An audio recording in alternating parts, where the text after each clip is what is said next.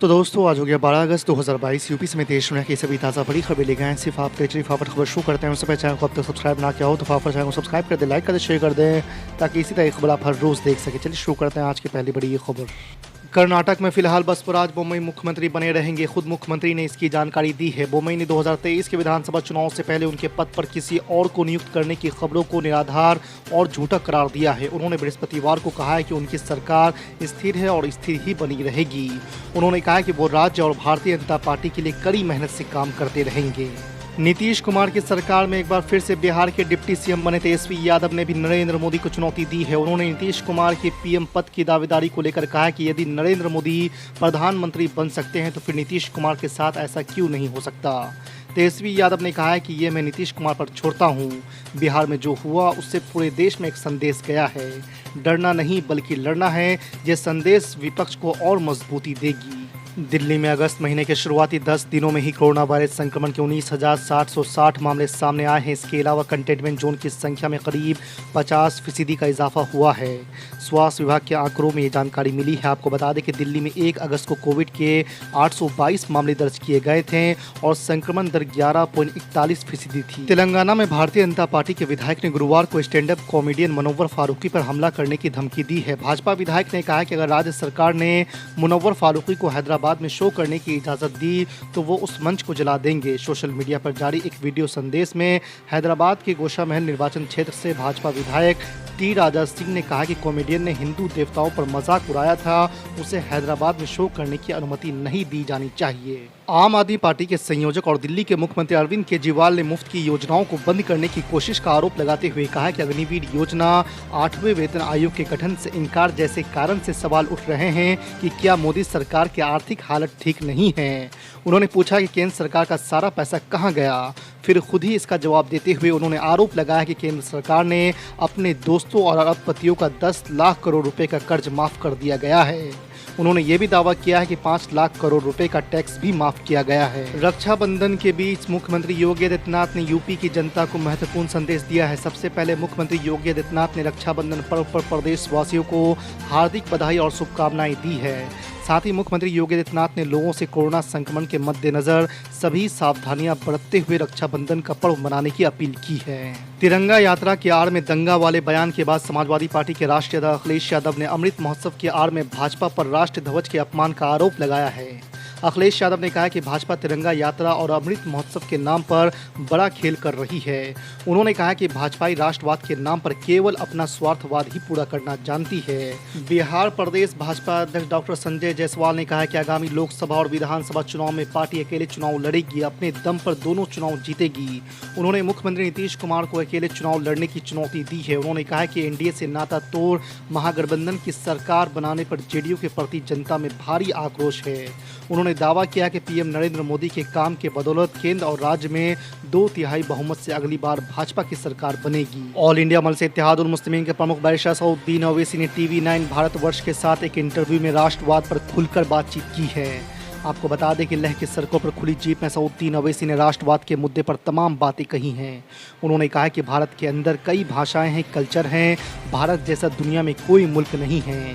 देश के अंदर ये सब होना ही मेरे लिए राष्ट्रवाद है। असदुद्दीन ओवैसी ने कहा कि राष्ट्रवाद के मुद्दे पर लोग मुझे एंटी नेशनल कह देते हैं। अब जब आप ये बात कह देंगे तो फिर आगे की बात नहीं होगी। एमआईएम प्रमुख ने कहा कि औरंगजेब हमारे इतिहास का हिस्सा है। इतिहास को कोई इनकार नहीं कर सकता है।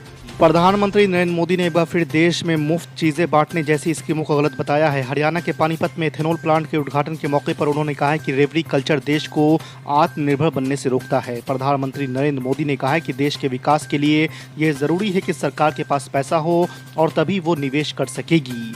आपको बता दें कि भले ही उन्होंने किसी का भी जिक्र नहीं किया, लेकिन पीएम मोदी की टिप्पणी को आम आदमी पार्टी पर हमला माना जा रहा है। केंद्र सरकार ने बुधवार को जस्टिस उदय उमेश ललित को भारत का 49वां मुख्य न्यायाधीश नियुक्त किया है। इस संबंध में नोटिफिकेशन भी जारी कर दिया गया है। आपको बता दें कि सुप्रीम कोर्ट के मौजूदा चीफ जस्टिस NV रमन्ना 26 अगस्त को रिटायर हो रहे हैं। जस्टिस ललित 27 अगस्त को शपथ लेंगे। देश के होने वाले नए मुख्य न्यायाधीश का कार्यकाल 8 नवंबर तक होगा। जस्टिस ललित के बारे में आपको बता दें कि ये देश के ऐसे दूसरे चीफ जस्टिस होंगे जो सुप्रीम कोर्ट का जज बनने से पहले किसी हाई कोर्ट के जज नहीं थे, वो वकील से सीधे इस पद पर पहुंचे थे। देश के सबसे बड़े कारोबारी गौतम अडानी को केंद्र सरकार की ओर से जेट सिक्योरिटी दी गई है। सूत्रों के मुताबिक आईबी के इंटेलिजेंस इनपुट के आधार पर अडानी को यह सुरक्षा दी गई है। आपको बता दें कि गौतम अडानी अपनी सुरक्षा पर आने वाले खर्च को खुद वहन करेंगे। जेड सुरक्षा के तहत कुल 33 सुरक्षा कर्मियों को तैनात किया जाएगा। आपको बता दें कि गौतम अडानी से पहले रिलायंस के चेयरमैन मुकेश अंबानी और उनकी पत्नी नीता अंबानी को भी जेड सिक्योरिटी दी गई थी। बिहार में महागठबंधन की नई सरकार के मुखिया नीतीश कुमार ने मुख्यमंत्री पद की शपथ ले ली है। अब राज्य में मंत्री परिषद के गठन की कवायद शुरू हो गई है। नीतीश कुमार की नई सरकार में अधिकतम 35 विधायक मंत्री बन सकते हैं। बताया जा रहा है कि नीतीश कुमार के नए मंत्री परिषद में आरजेडी के सबसे ज्यादा मंत्री होंगे, वहीं जेडीयू से अधिकतर पुराने चेहरे को शामिल किया जाएगा। कांग्रेस की बात करें तो कांग्रेस के 4 और हिंदुस्तानी अवाम मोर्चे के 1 विधायक को मंत्री बनाया जा सकता है। सुप्रीम कोर्ट ने पैगंबर मोहम्मद साहब पर कथित नफरत भरे बयान मामले में बीजेपी की निलंबित नेता नुपुर शर्मा को बड़ी राहत देते हुए जांच पूरी होने तक गिरफ्तारी से अंतरिम सुरक्षा प्रदान की है। इसके साथ ही साथ कोर्ट ने नुपुर शर्मा के खिलाफ देश के अलग अलग हिस्सों में दर्ज किए गए सभी केसों को दिल्ली ट्रांसफर करने के निर्देश देते हुए क्लब की गई एफआईआर की जांच दिल्ली पुलिस को ट्रांसफर कर दिया है। नीतीश कुमार की ओर से बीजेपी से नाता तोड़े जाने और राजद के साथ जाने पर केंद्रीय मंत्री गिरिराज सिंह ने निशाना साधा है। गिरिराज सिंह ने कहा है कि बिहार के मुख्यमंत्री नीतीश कुमार का ये आखिरी कार्यकाल है और अब उन्हें मुख्यमंत्री की कुर्सी कभी नहीं मिलेगी। आपको बता दें कि उन्होंने राष्ट्रीय जनता दल के प्रमुख लालू प्रसाद यादव की एक पुरानी टिप्पणी का हवाला देते हुए नीतीश कुमार को सांप की संज्ञा दे डाली। यूपी वालों को सीएम योगी ने एक और बड़ा तोहफा दिया है। इमरजेंसी में 48 घंटे तक फ्री इलाज के बाद अब फ्री डायलिसिस की सुविधा यूपी सरकार देने जा रही है। आपको बता दें कि मुख्यमंत्री योगी आदित्यनाथ ने ऐलान करते हुए कहा है कि किडनी से संबंधित रोगों के इलाज में डायलिसिस की अहम भूमिका होती है।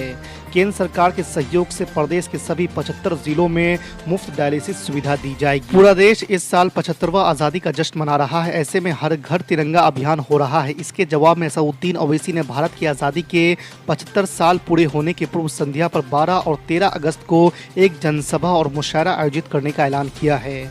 आपको बता दें कि असदुद्दीन ओवैसी ने आरोप लगाया कि फांसीवादी ताकतें चाहती है कि मुसलमानों ने देश की आज़ादी की जो लड़ाई लड़ी उसे ख़त्म कर दिया जाए। असदुद्दीन ओवैसी ने कहा कि उनकी पार्टी आयोजन में ज़्यादा से ज़्यादा युवाओं के आने की अपील कर रही है ताकि फांसीवादी ताकतों के इरादे कामयाब ना हो पाए। आदिवासी दिवस पर झारखंड के मुख्यमंत्री ने इशारों में भारतीय जनता पार्टी पर निशाना साधते हुए कहा है कि वो आदिवासी कौम से हैं जिसे कोई डरा या झुका नहीं सकता है।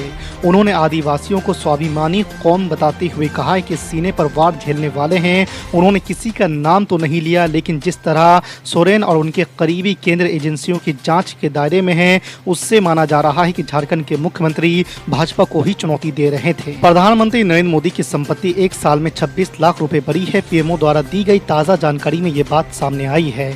इसके मुताबिक प्रधानमंत्री के पास कुल 2.23 करोड़ रुपए की संपत्ति है। इनमें से अधिकांश बैंकों में जमा राशि है। वैसे आपको बता दें कि पीएम नरेंद्र मोदी के पास कोई भी अचल संपत्ति नहीं है। ऐसा इसलिए क्योंकि उन्होंने गांधीनगर में अपने हिस्से की एक जमीन दान कर दी।